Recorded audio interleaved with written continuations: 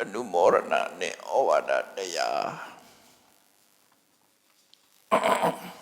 အထူးသဖြင့်မြတ်ဗုဒ္ဓဤအဆုံးအမကိုလိုက်နာကြတဲ့ပုဂ္ဂိုလ်တွေဟာမြတ်ဗုဒ္ဓကဘယ်လိုဆုံးမခဲ့တယ်လဲဆိုရင်နှစ်ပိုင်းရှိတယ်နော်နှစ်ပိုင်းရှိတယ်နှစ်ပိုင်းလုံးလုပ်ဖို့လိုအပ်တယ်တစ်ပိုင်းကဘာလို့ဆိုရင်သဗ္ဗပပတ္တအကုအကရဏအကုသိုလ်ဆိုတာလုံးဝမလုံးနဲ့ဆိုအဲ့ဒါတစ်ပိုင်းနော်ကုသလတုပတမရာကုသိုလ်မှန်သမျှပဲကုသိုလ်ပဲဖြစ်ဖြစ်ရအောင်လို့ဒါတစ်ပိုင်းအဲ့ဒီနှစ်ပိုင်းလုံးပြည့်စုံမှုလိုအပ်တယ်